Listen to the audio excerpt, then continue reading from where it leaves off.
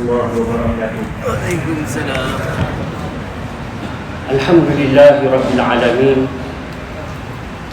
Wassalatu wassalamu ala rasulil amin wa ala alihi wa sahbihi ajma'in.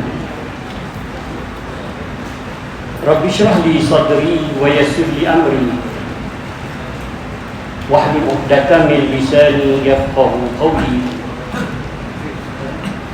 Subhanaka la ilma lana illa ma 'allamtana innaka antal alimul hakim.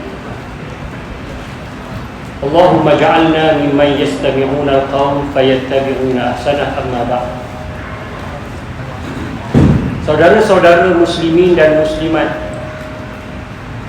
tetamu Allah, tetamu Ramadan yang dikasihi dan dirahmati Allah, mari kita memuji Allah dan bersyukur kepadanya, berselawat dan salam kepada Nabi kita Muhammad sallallahu alaihi wasallam, dan mari kita berbangga dengan diri kita kerana sehingga hari ini kita masih lagi mampu untuk kekal di rumah Allah, untuk mendirikan Ramadan, untuk mendirikan qiyamul Ramadan. Di kebanyakan tempat-tempat sudah mulai meninggalkan rumah Allah. Ini adalah suatu perkara yang malang yang berlaku kepada kita dan kepada masyarakat kita, yang di akhir Ramadan dulu sungguh-sungguh minta, Ya Allah, Ya Allah, panjangkanlah umur kami setahun lagi, kami nak berkesempatan dengan Ramadan. Tetapi bila Allah Ta'ala berikan kepada dia Ramadan, dia mensia-siakannya. Malam ni malam 21, di antara malam-malam yang diharapkan berlakunya peristiwa Lailatul Qadar. Habis daripada tarawih, habis daripada witir malam ni, boleh balik rumah kejap, ambil bantal, mari sini iktikaf. Kalau jawatan kuasa masjid kata siapa yang iktikaf malam ni di masjid ni nak bagi emas kilo seorang, mari ya. Emas kilo. Bukan kata orang sini sampai ada nasi orang kata. Allah Ta'ala nak beri 1000 bulan. Adakah kita tidak merasakan sesuatu daripada kebaikan yang nak diberi oleh Allah? Lailatul Qadar adalah merupakan manifestasi daripada keluhan sahabat radhiyallahu anhu.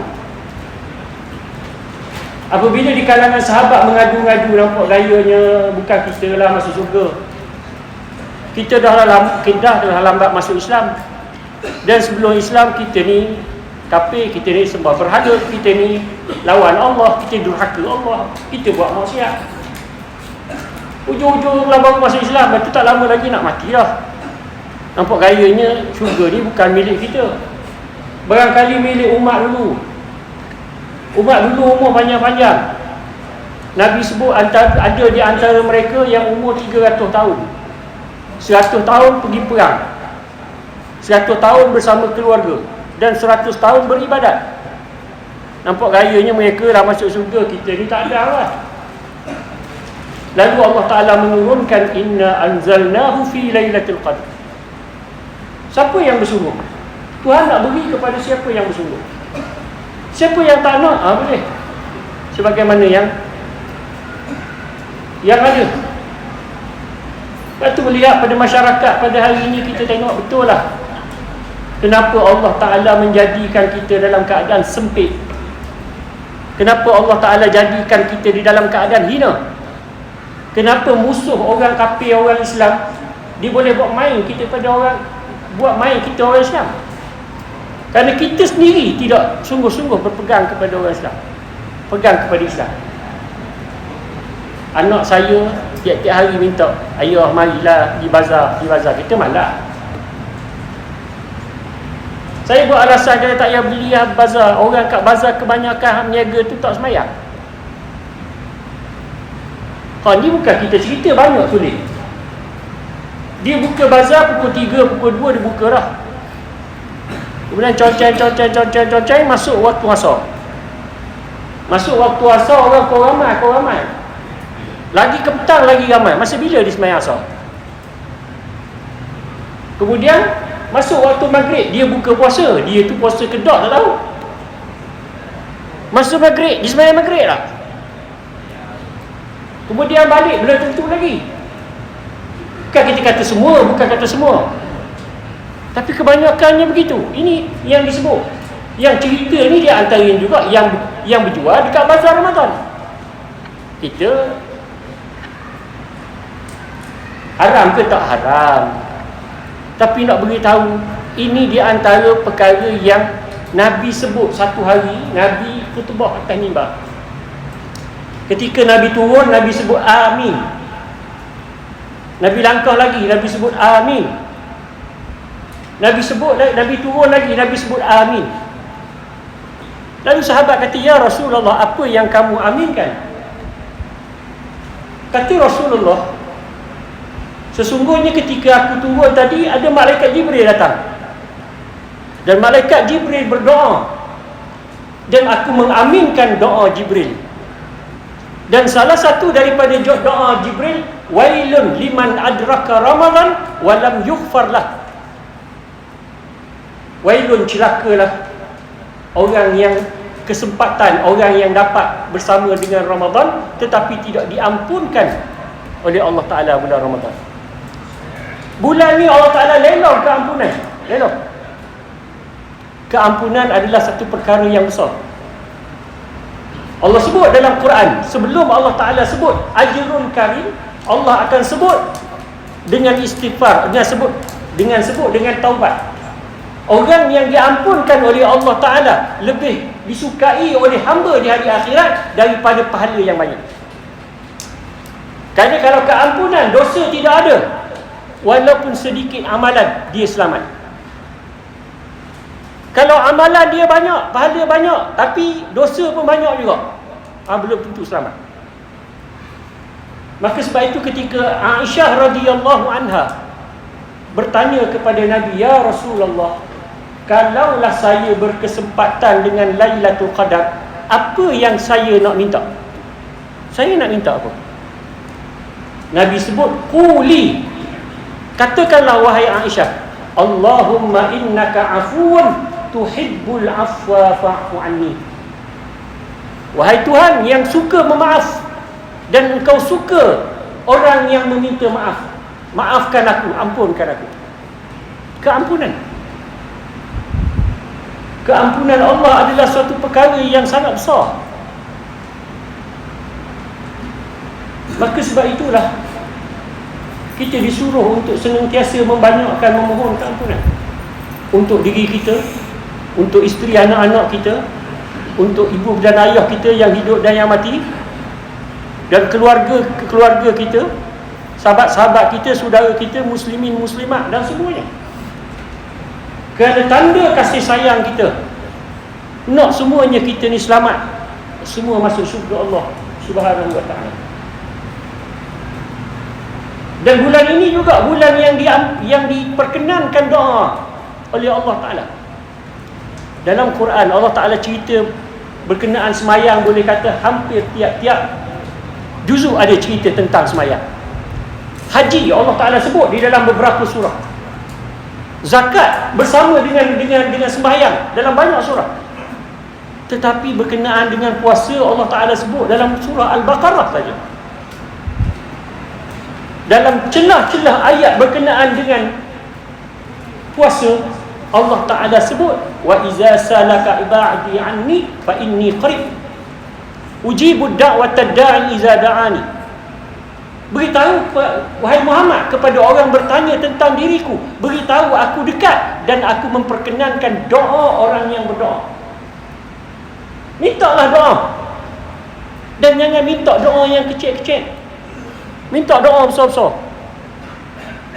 Sebagaimana Nabi SAW ketika mana dia tengok ada seorang sahabat dalam keadaan susah, lalu Rasulullah bertanya, ada tak apa-apa yang nak suruh aku doa ke Tuhan untuk kamu?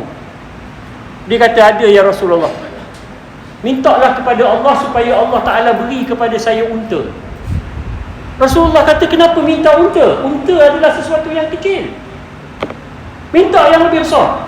Minta sebagaimana perempuan meminta kepada Nabi Musa alaihissalam. Nabi Musa dan pengikut ketika mana mereka berada di tepi Laut Merah, mereka tidak menemui jalan untuk keluar.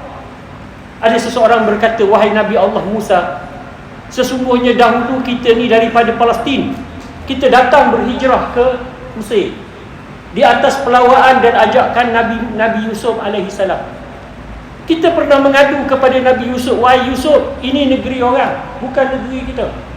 Takut-takut nanti mereka itu akan melakukan kejahatan kepada kita.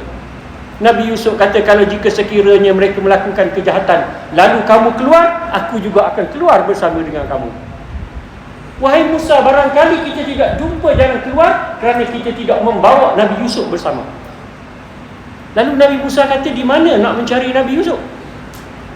Kerana antara zaman Nabi Musa dengan Nabi Yusuf jauh. Yaqub, Yusuf, Ayub, Syu'aib, Harun, Musa. Satu Nabi ke satu Nabi, ratusan tahun, puluhan tahun. Siapa lagi yang masih hidup yang mengetahuinya? Dia kata ada seorang perempuan, dia dengan bapanya daripada bapanya, mereka selalu menziarahi kubur Nabi Yusuf alaihissalam. Dan kami menyangka dia tahu di mana kubur Nabi Yusuf. Nabi Musa kata, bawa dia. Bila bawa dia, lalu ditanya kepada dia, di mana Nabi Yusuf, supaya kita boleh bawa keluar. Perempuan tersebut kata, wahai Nabi Allah Musa, aku akan beritahu kepadamu, tetapi bolehkah kamu berdoa kepada Tuhanmu? Tolong doa kepada aku, boleh tak? Nabi Musa kata, nak minta aku doa apa untukmu? Dia kata, wahai Nabi Musa, mintalah Allah Ta'ala supaya jadikan aku jiran kamu di dalam syurga. Dia jadi jiran Nabi. Lepas tu jangan minta kecil-kecil, minta besar-besar. Ada sekali ada orang tanya saya, Ustaz, boleh tak saya nak doa gini? Ya Allah, ya Tuhanku, kurniakanlah kepada aku 1 juta ringgit. Dia nak 1 juta. Saya kata, tak molek doa begitu. Tak molek. Molek macam mana Ustaz? Yang molek gini, ya Allah, ya Tuhanku, kurniakan kepada aku 2.6 juta. 2.6 bilion. Banyak lagi. Minta sikit-sikit apa? Tuhan yang kita nak minta ni bukan makhluk. Dia Allah. Cerita Bahlul ni kita kata ni bodoh dah. Bahlul ni orang bijak. Satu hari Bahlul ni dia pergi tengah padang pasir, dia gali lubang. Tengah dia gali, dia nampak Khalifah Harun Ar-Rasyid raja dengan beberapa pengawal dia berburu di tengah padang pasir. Bila nampak, dia pun panggil, dia jerit, Ya Harun, Ya Harun. Dia tak panggil tuanku lah, Ya Harun, Ya Harun. Lalu Khalifah Harun Ar-Rasyid kata, siapa tu?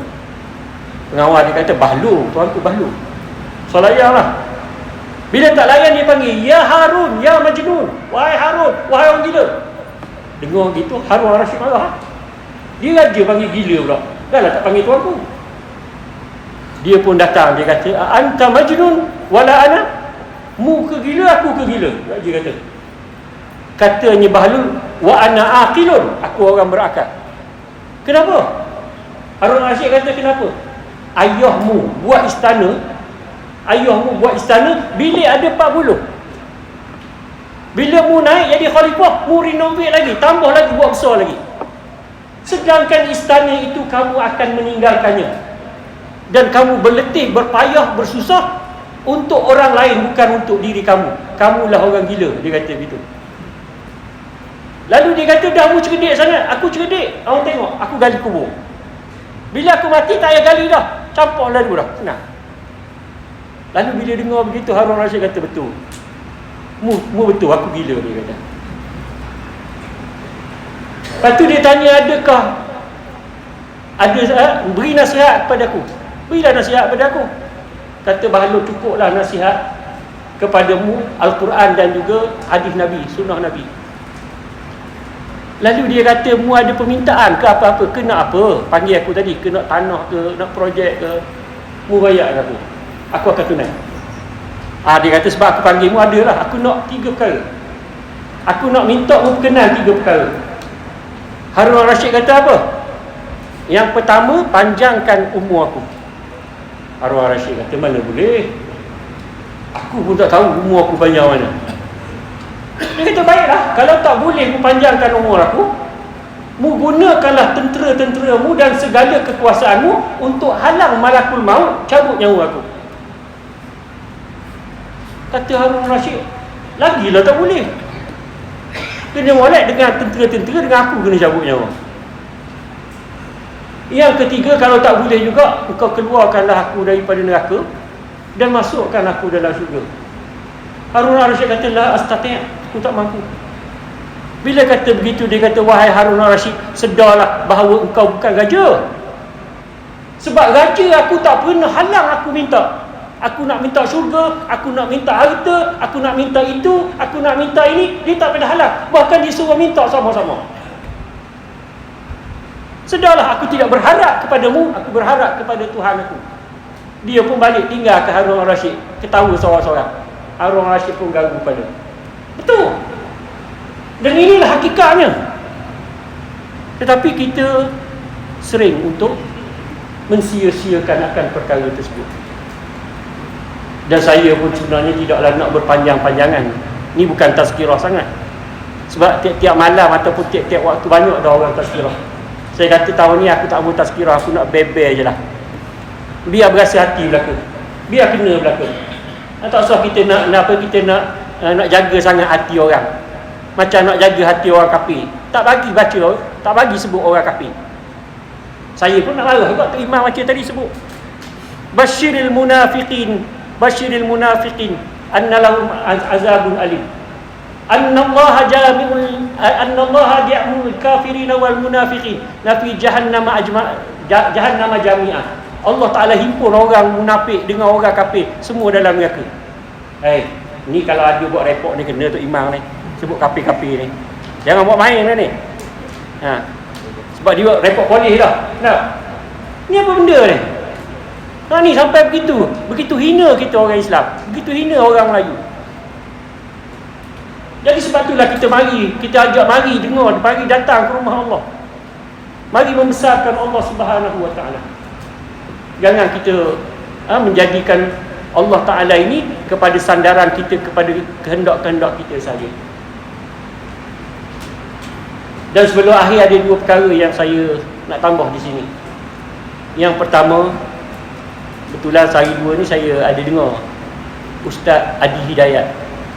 Ustaz Adi Hidayat ni dia antara seorang alim lah Indonesia, muda lagi. Baru ni dia dapat honor ni kepujian daripada Universiti Indonesia.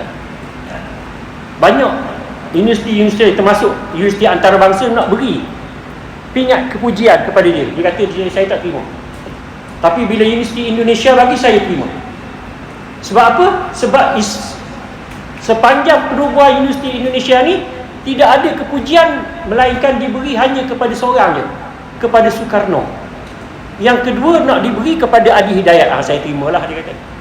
Ada pun hak lain saya tak terima. Sebab apa? Kasih cinta saya kepada bumi ini, kepada negeri ini. Kerana bumi ini bumi Islam, nak menegakkan Islam. Dia sebut supaya kita ubah sikit je, kita buat tu betul dah. Sebab banyak benda yang kita buat ni sebenarnya betul, tapi adalah seorang dua ustaz dalam TikTok, dalam Facebook ni, dia jadi baru ni 2-3 hari ni jadi kelang kabut sikit. Muslimat lah hantar. Ada ustaz tu kata dia baca ayat Quran berkenaan ambil wudu. Waghsilu wujuhakum wa aydiyakum ilal marafiq. Allah Ta'ala perintahkan ambil sembahyang ni, basuhlah muka, basuh tangan sampai ke siku. Dia sebut, ayat sebut wamsahu biruusikum wa aydiyakum ilal marafiq. Ila ni dalam bahasa Arab ni lil ghayah, menunjukkan kepada matlamat.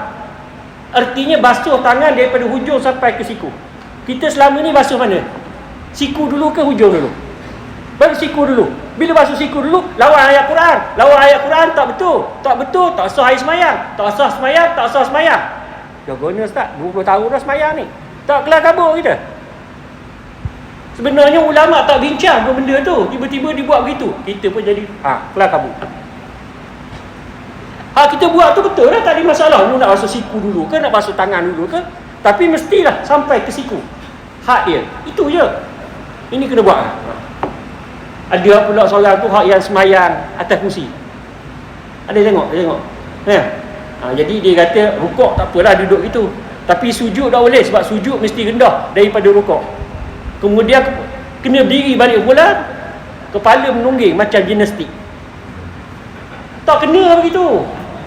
Sebab daripada awal lagi, sembahyang orang yang uzur tak sama dengan sembahyang orang yang sempurna. Memang orang yang sempurna ketika sujudnya, kepalanya mesti rendah daripada punggung. Orang uzur, dia tak terlibat dengan kaedah tu. Kita faham apa tu? Kelang kabut pula sekali lagi. Kemudian timbul pula isu berkenaan dengan solat witir. Ni enak witir pula ni. Ya. Dia kata tak boleh niat dua sebab dua ni genap. Witir tu ganjil. Lah, ulama jawab betul, ada perbahasan ulama, tapi dia adalah perkara cabang yang kecil sangat. Dan kebanyakan ulama terima kita buat dua dan kemudian buat satu, ataupun buat dua kemudian buat dua sehingga 10 dan tambah yang paling banyak jadi 11. Yang tak bolehnya kita semayang 2 rakaat di semayang witir 2 rakaat di masjid, kayak gini kat rumah balik pula sesa lagi. Tu baru dia putus. Hak 2 tadi tak jadi witir, dia jadi sunat mutlak. Kaedah dia begitu. Adapun bila mana dia sekaligus tak ada masalah. Ni. Tu nak suruh mengaji. Kenapa? Baik. Yang kedua saya berkenaan doa tadi. Ustaz Adi Hidayat kata kita buka puasa, kita selalu baca Allahumma lakasumtu wa bika amantu wa ala rizkika aftartu bi rahmatika ya arhamar rahimin.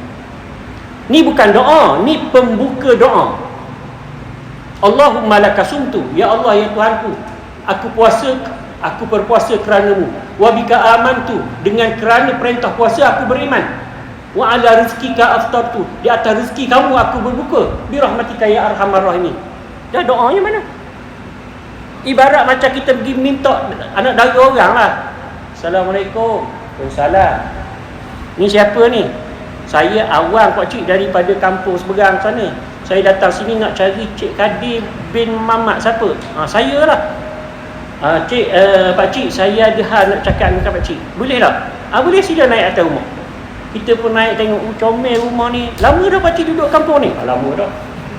Ni kayu jati ke kayu cengar tiang ni? Tiang cengar lah, yang lain tu capu-capu dah sikit. Conceng. Cakap dengan dia balik rumah. Mak tanya macam mana? Tak tahulah, mak tak ada respon benda. Kita tak minta buat anak dia. Jadi gitulah, kita baca doa tu, kita minta kenapa yang kita minta. Walhal waktu berbuka, waktu mustajab doa. Tambah sikit lagi. Hak kita baca tu betul dah. Tambah sikit lagi. Rabbana atina fid dunya hasanah. Ataupun apa-apalah doa yang kita nak doa. Boleh ubah sikit lagi tak? Tambah sikit lagi. Kenapa? Sebab tu kalau boleh biar 5 minit, 10 minit, 10 tu doa minta panjang-panjang. Berdoa lah benda apa? Hak terlintas doa dulu, minta lagi. Kenapa? Yang terakhir sekali berkenaan dengan zakat fitrah. Ada Tok Amir sini mana? Baik. Alhamdulillah tahun ni dia buat dah saranan ada 3. 7 riyal, 14 riyal, 21 riyal. Dari segi hukum, siapa-siapa pun kalau dia bayar sekurang-kurangnya, dia bayar 7 riyal. Dari segi hukum maka telah selesailah apa benda tu, tanggungjawab dia untuk bayar fitrah. Walaupun dia kaya, cuma diberi peluang untuk kita ni pilih 7 riyal, 14 riyal, 21 riyal. Sebagai apa? Kerana zakat fitrah ni, apa maksud zakat fitrah? Zakat fitrah ni zakat untuk fitrah diri kita. Baik, saya nak tanya, kita di rumah ada duit 10 juta ringgit. Duit ada 10 juta ringgit. Kemudian kita nak beli rumah. Rumah kos rendah 150,000. Dan rumah banglo 4.2 juta. Kita ada 10 juta. Kita nak beli yang mana? Tak Iman? Nak beli rumah banglo ke nak beli rumah kos rendah? Duit 10 juta ni. Beli banglo. Lepas tu tanya diri kita ni, kita nak duduk mana? Bukan untuk orang lain.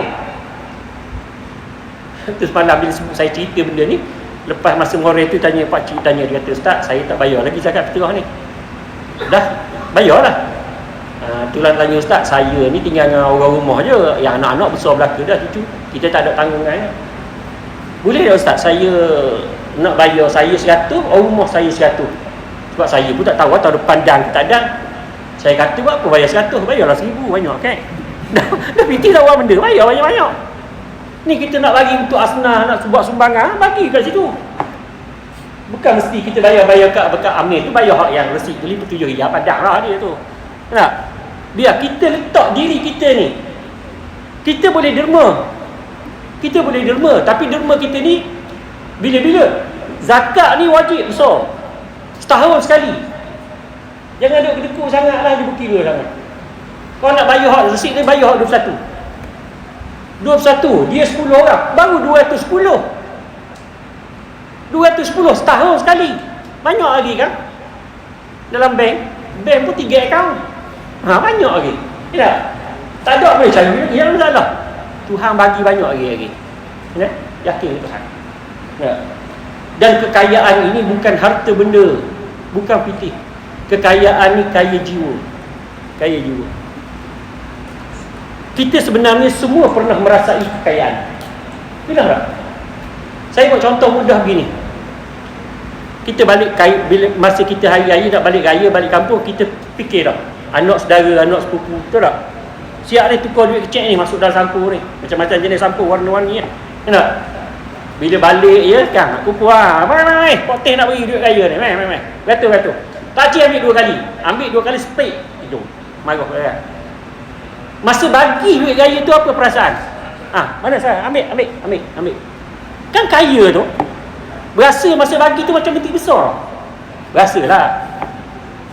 Itulah kekayaan. Selagi kita tak boleh kita memberi, walaupun harta kita banyak, berbilion-bilion, berjuta-juta syarikat, berpuluh-puluh syarikat, tapi kalau kita tidak memberi, miskin. Tapi kalau kita boleh memberi, walaupun kita miskin, walaupun kita susah, kita beri, itulah dia kekayaan. Dan hati kita diberikan oleh Allah Ta'ala menjadikan kita lapang untuk memberi hak kita kepada orang. Maka itu dia kekayaan. Maka siapa yang nak merasai kekayaan, memberilah. Siapa yang nak memiskinkan, meminta-mintalah. Mudah-mudahan Allah Ta'ala terima Ramadan kita. Mudah-mudahan Allah Ta'ala ampunkan kita. Mudah-mudahan Allah Ta'ala keluarkan kita daripada sedarai ahli neraka. Dalam satu hadis khusi, Allah Ta'ala memanggil malaikat-malaikat. Kita sebelum lahir Allah dah catatkan kita ni mati bila, waktu bila, dan kita mati dalam keadaan baik atau jahat, dalam keadaan ahli neraka, ahli syurga, dah catat dah. Kita tak tahu. Wal-iyazubillah, kita minta lindung kita dimasukkan di dalam senarai ahli neraka. Tapi bulan Ramadan Allah Ta'ala perintahkan malaikat keluarkan senarai daripada ahli-ahli neraka di kalangan hamba-Ku yang beriman, yang tunduk patuh kepada Aku, yang berpuasa kerana Aku. Minta kepada Allah Ta'ala. Aqulu qawli hadza, a'udzubillahi minasyaitonirrajim. Bismillahirrahmanirrahim. Alhamdulillahirabbil alamin. Wassalatu wassalamu ala asyrafil anbiya'i wal mursalin wa ala alihi wa sahbihi ajma'in. Allahumma anfa'na bima 'allamtana wa 'allimna ma yanfa'una wa zidna 'ilma. Allahumma ja'alna mimman yastami'una al-qawl fayattabi'una ahsanah. Allahumma rabbana atina fid dunya hasanah wa fil akhirati hasanah wa qina azabannar. Wa sallallahu ala sayyidina Muhammadin wa ala alihi wa sahbihi wa sallam. Walhamdulillahi rabbil alamin. Takbir.